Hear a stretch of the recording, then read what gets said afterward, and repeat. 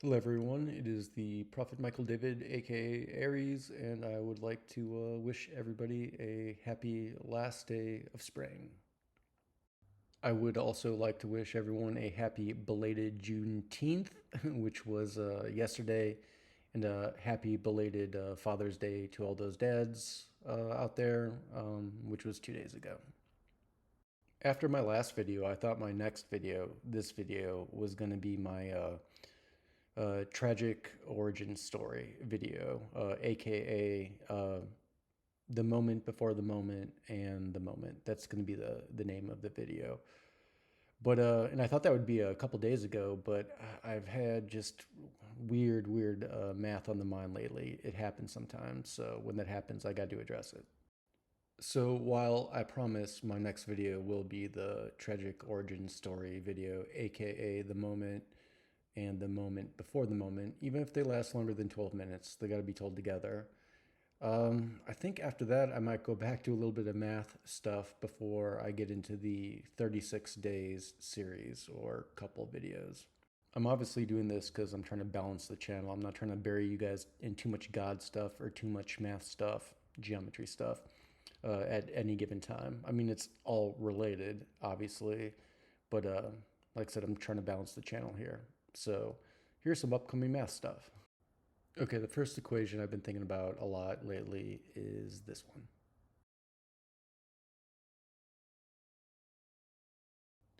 I've posted it before. It's a thumbnail on one of my videos. I constructed it just to mess with the mathematicians to see if they could solve it. No one's solved it so far as I can see. But it's a very good approximation of pi using only algebraic and trigonomic expressions. If you do the calculation properly and then subtract pi, you will get this. That shows the calculation is really close to pi, just a little bit under. So then if you take the reciprocal of that, you get this. And that number is over 900 billion, which is almost a trillion, which is 1 times 10 to the 12th, which means my equation is good within almost 1 times 10 to the 12th of pi. But here's the kicker. I created that entire equation with only a couple pages of algebra and a calculator. Full disclosure, there was one calculation that I used in online problem solver, but I didn't need to. I could have cranked it out by hand. I just used the problem solver um, for efficiency. But I can honestly say that I could teach you how to construct that equation with just pen and paper and a calculator. No internet needed at all. But then I thought, with the same tools, or almost the same tools, no internet, I can't use the internet here. Could I construct an equation that was better or a whole lot better? And the answer to that obviously is yes. Otherwise, we wouldn't be having this conversation. So I thought of a way to make an equation that was so close to pi. Remember, my one right now is almost 1 times 10 to the 12th. The next one will be so close to pi that I can't even, it's going to be like bigger than Avogadro's number. So 6.02 times 10 to the 26. It has to be. It'll be like 10 to the 30 or even higher than that. I'm not quite sure how high. And then I can make a third one, a penultimate one, even better than that. That's, I don't know, 10 to the 50 maybe. And then obviously with resources, I could make an infinite amount after that. I would just have to use bigger computers. So, what's the side effect of this? It's actually really interesting. There is one part in the equation that, while I can construct fairly easy with my resources, it will become almost infinitely harder for you to actually calculate or me to calculate with just modern computers and calculators. In other words, I'll be able to construct the one or two equations, and I should be able to tell you which one's closer to pi, but on neither one will I be able to tell you how close it is to pi.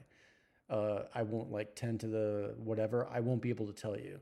nobody will. You won't be able to calculate it either. Like only somebody with a really big supercomputer should be able to calculate it. And then even it'll get past to a point after that. This may seem a little counterintuitive at the start, but it's not. It's the same thing as computer encryption. It's a lot easier to create a computer encryption than to break it, because it's easier to create a large number composed of two primes than to find out which two primes make up that large number. Okay, then after that, like I said in my previous video, I'm going to go after the prime number theorem and Carl Friedrich Gauss. And this gets into why I'm doing this, other than the whole profit thing, and why I'm doing this in this format. Amongst other things, I've been inspired to try to teach you all in this format because of video game speedrunners. And for those of you that don't know who video game speedrunners are, they're people that try to play video games from start to finish and win them as quickly as they can by any means possible, any legitimate means possible. And they're brilliant. People speedrun all sorts of video games, especially today. COVID only enhanced this genre. But all game speedruns have one particular thing in common, that they all have a cohesive community that's working towards the same goal.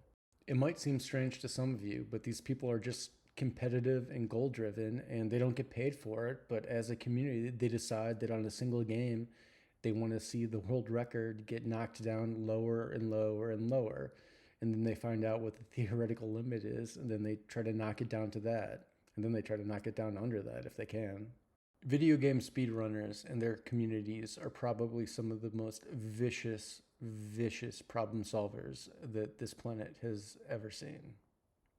Now, this crowdsourcing potential has been harnessed in small ways before. Mersenne primes comes to mind, even though that's like the stupidest waste of electricity I can think of. But there is a singular individual, a mathematician, that I do actually like and don't have total disdain for, and that's this guy. That is Dr. Zhang. He's awesome. Read up on him if you want to, but his work and my work complement each other very well. He starts at infinity and goes to 2, and I started at 2 and go to infinity. So check him out. The other reason I like him is that he did not work on his theorem for a decade, his twin prime theorem. When he published it, it was for 70 million, but he showed that the technique could be used to lower that. So he basically gave out his work and let the general public crowdsource it, which they did. And they crowdsourced it from 70 million down to, I think it's 216. I've heard it's even lower, but it's pretty amazing how the masses knocked it down so quickly. Recently, I read in an article, again, in a technique I do not totally understand, that he partially solved the Riemann hypothesis for a certain segment of numbers in the number line. Again, I'm only pointing this out to show that the man's brilliant. You should definitely check out his history, but it also shows what type of person he is, that he, freely gives his world-class work away to humanity. And that is something that can be admired. I do. So then after that, I'm probably going to have to get into more God stuff, or at least Genesis stuff, for a couple videos. But then lastly, mathematically, we're going to get into the Riemann hypothesis. I have not solved it yet, but I'll show you guys everything I have. And finally, hopefully at that point, once the YouTube channel gets popular enough, you guys will start using Dr. Zhang's work and my work and your own work, and then Millennium Problem's gonna start falling real fast. If you guys think I'm kidding, I'm not. Think about it. All throughout history, information has been pretty much been condensed to, the rich and powerful. And all great discoveries through humanity have been through some, mercurial, very smart individuals, mostly. But we're at the first point in human history where we don't have to rely on one singular, very smart human being when we can just devour it like an army of piranhas, as long as we set up the problem right and everybody has the tools to solve it. And just remember my favorite quote from David Hilbert.